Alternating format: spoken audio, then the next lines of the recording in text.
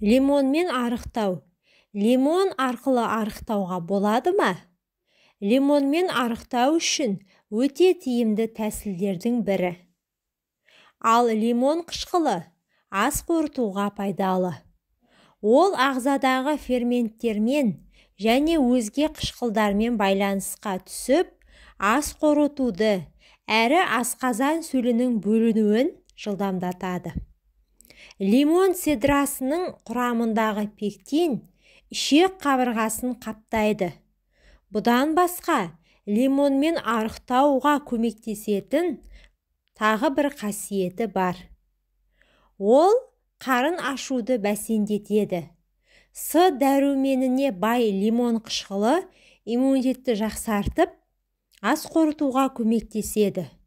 Сонымен қоса, лимон құрамындағы А, В, Р дәрумендері калий, мырыш, бор мен мыс бар.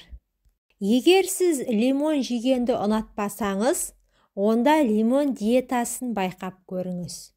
Бұл диетаны сынағандардың басым бөлігі оң пікірін білдіріп жатады. Алайда, лимон арықтауға тиімді болғанымен, оның да қарсы көрсетілімдері бар екенін ұмытпау керек. Оны тістері сезімтал, асқазанның қышқылдық деңгейі жоғары, асқазан, ішек ауруларымен ауыратын жандардың арықтау үшін қолдануға кеңес етілмейді. Су және лимонмен арықтау. Лимонды су асқазандағы қышқылдық деңгейін көтереді. Нәтижесінде ағзадағы кальций тез сіңіріледі. Кальций өз кезегінде арықтауға көмектеседі.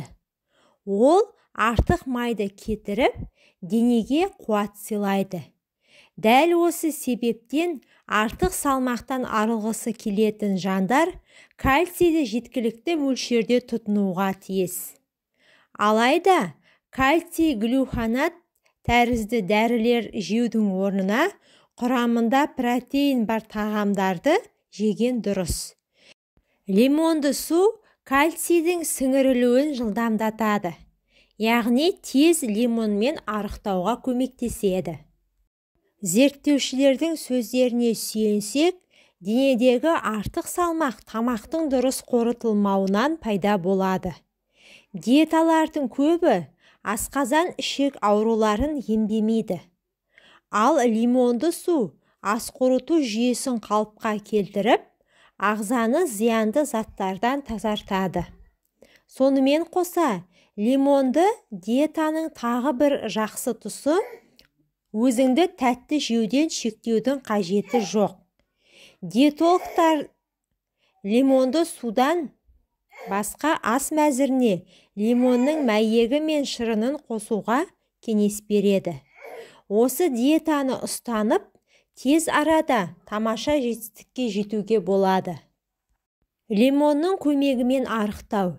Лимонды суды қалай ішу керек? Лимон қосылған суды ішуді таңертең бастау керек.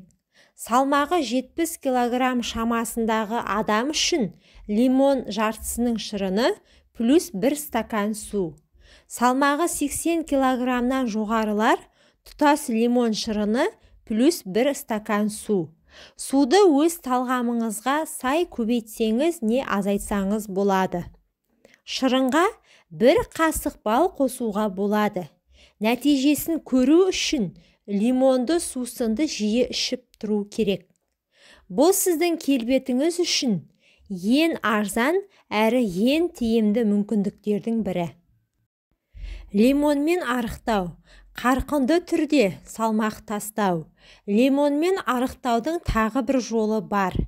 Диетаның бірінші күні 1 стакан су мен 1 лимон шырынын араластырып ішу керек.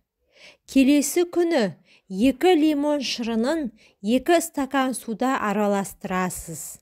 Осы ретпен күн өткен сайын лимон шырыны мен су мөлшерін арттыра түсесіз. 8-ші күн үзіліс.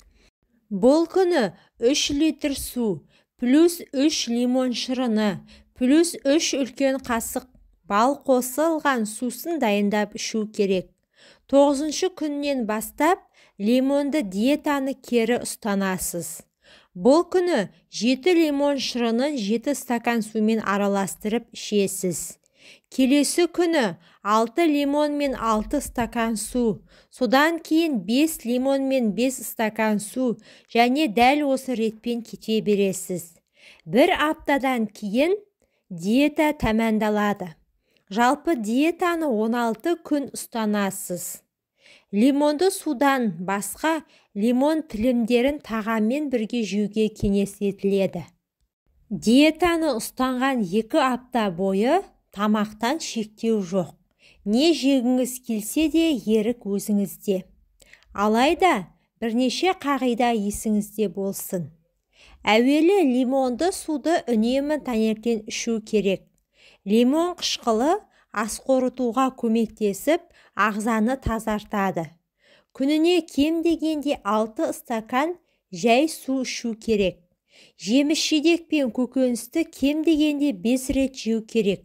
Олардың құрамында калория аз. Дәрумендер мен қоректік заттар көп. Иммунитетті күшейтеді. Гормоналды жүйенің теңгерімін сақтайды. Жүйке жүйесін тыныштандырады. Ағзадан май мен зиянды заттарды шығарады. Лимон мен қант арқылы арықтау. Қанның құрамында глюкозаның жетіспеуінен адам ашушаң келеді. Басы жиі ауырады, қалжырайды, өзін жайсыз сезінеді. Сондықтан қандағы қант мөлшерін қалыпты ұстау керек. Алайда оның қанда шамадан тыс болуы артық салмаққа әкеледі. Егер дайын тамақ үстінен лимон шырынын сепсе, ол ағзаға түсетін қант мөлшерін шамамен 30%-ға азайтады. Мамандар арықтағысы келетін адамдарға күріштің, ақ нанның, жүгері қауызының, картоптың құрамында қант мөлшері жоғары екенін ескертеді. Жеміс құрамындағы қантты да шамадан тыс көп жеуге болмайды. Сондықтан жеміс-жидекті жаңғақпен немесе дәндермен жеген абзал. Артық салмақтан арылу үшін тәттілендірушілерді де қолданбау керек. Назарларыңызға рахмет. Менің арнама тіркеліп, видеоға лайк басып кетуді ұмытпаңыздар, пайдаларыңызға жарасын.